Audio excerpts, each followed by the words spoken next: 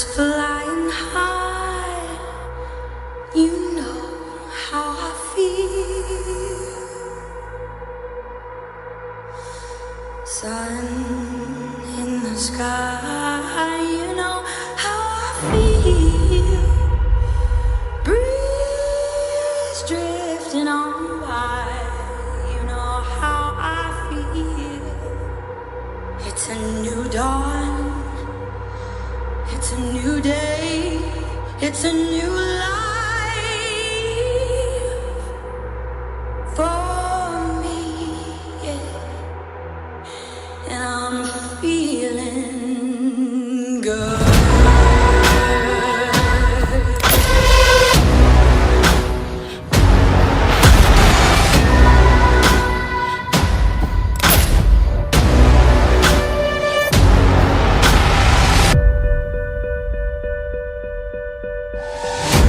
Fish in the sea, you know how I feel. River running free, you know how I feel. Blossom on the tree, you know how I feel. It's a new dawn, it's a new day,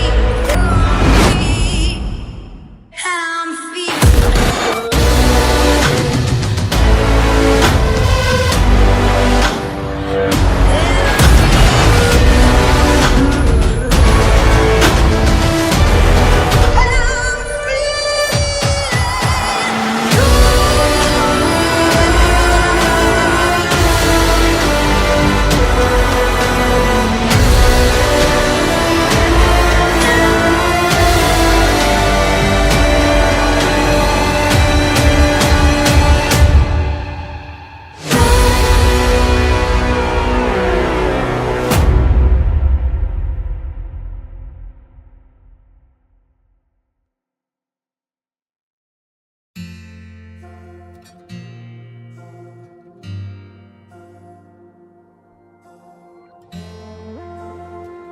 Tayo'y nagkakatipon ngayon sa harapan ng Diyos upang pagbuklurin sina kapatid na Alexander Renz Rivas at kapatid na Ariadna Evon Olbes sa pamamagitan po ng banal na pagkakasal.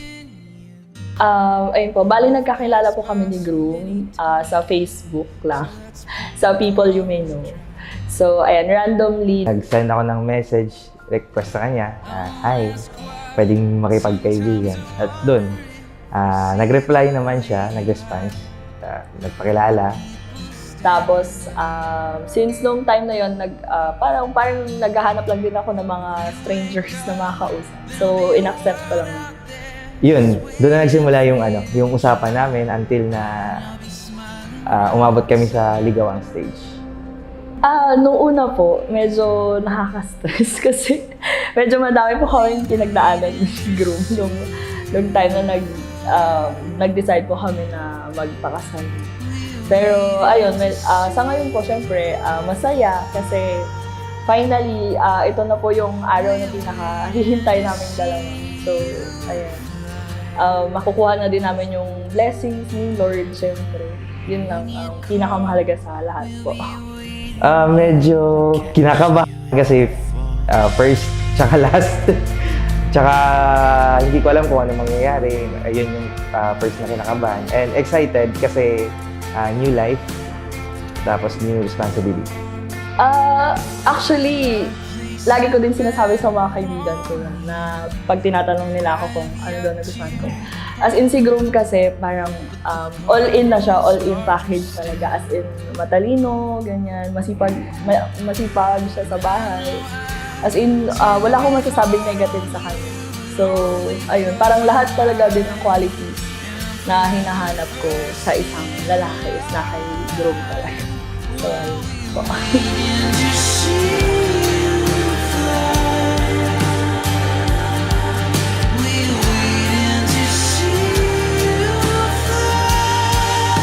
Kapatid na Alexander at kapatid na Ariadna, tinatanggap ba ninyo ang mga kautusan ito ng Diyos na maging tali at buklod ng inyong pagsasama bilang mag-asawa?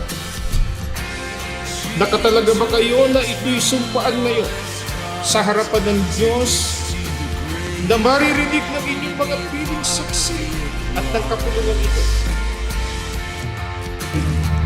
Kaya ang ito ay maging tatag ng inyong pinagbuklod na kapalaran at ng inyong pagkakasuko, pagsusuyuhan, pagmamahalan at katapatan, na sa pamamagitan nito'y mula ngayon ay natatalian kayo hanggang sa kayo'y papaghiwalayin ng kamatayan. Hello, Mami. Ito na, dumating na yung oras kung saan tayo ikakasal na tayo. Alam ko marami tayong mga struggles na harap during our processing sa ating marriage. Ang message ko lang sa iyo is still kung paano tayo nagmamahalan ngayon, hindi magbabago yun. Yung trust, yung loyalty, faith natin, andun pa rin.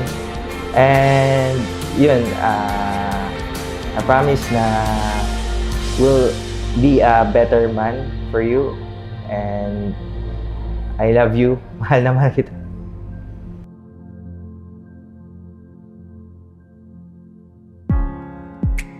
You say you'll be down in 5. The smell of your perfume is floating down the stairs. First is pumunta ako sa parents niya. Officially, nagpaalam siya kina mama at kay papa na para manligaw daw siya sa akin.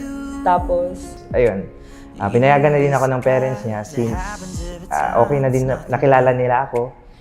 Minsan niyayaya ko siya lumabas. ayun, lagi lang din po na dumadala sa bahay. Tapos, ayun, nagdadala ng mga pagkain. Kaya siguro na nadala din ako doon sa pagkain.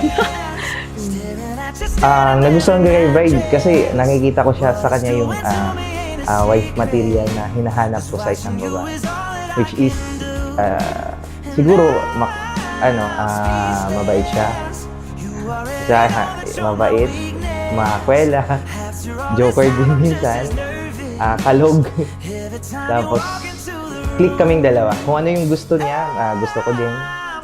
Tapos, yun, okay na okay kami dalawa pagdating sa mga bagay-bagay.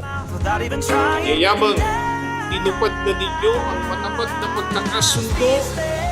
Ako, sa pamamagitan ng aking karapatan bilang ministro ng Ebanghelyo, ay pinahayag ko na kayo'y tunay ng mag-asawa ayon sa mga utos ng Diyos at ng mga batas ng ating bansa.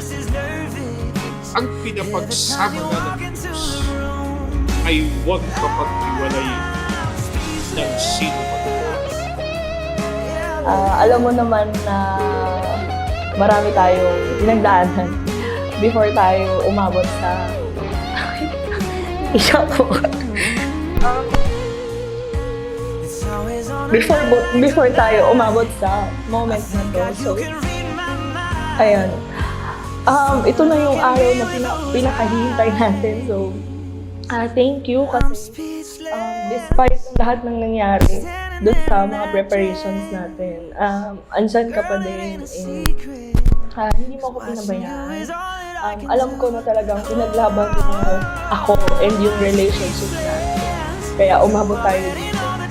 So, bilang balik ko sa'yo, I promise na hindi ko lang sinapromise, gagawin ko na mabuting asawa, maging isang mabuting partner na susuportahan ka sa lahat ng bagay hanggang sa makuha natin yung pinapangarap natin sa buhay. Itutuloy natin sa kanila lahat na kaya natin mag-succeed. Mahal na mahal kita. I love you.